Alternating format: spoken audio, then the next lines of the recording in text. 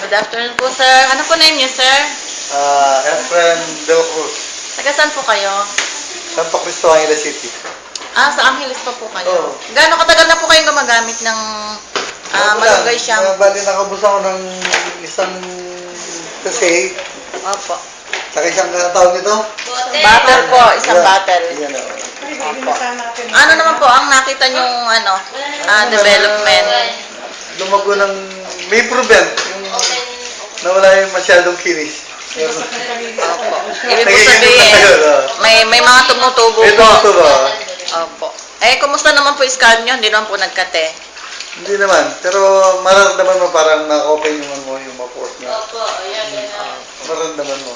Kaya lang, mga 30 minutes before maligo. Opo, binababad niyo po. Pinababad ko talaga. Kaya po, i-continuous niyo po yung paggamit.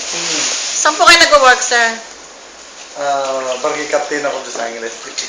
Opo. Anong barangay po? Santo Cristo. Santo Cristo. Opo. Captain, si Cap. Ayan.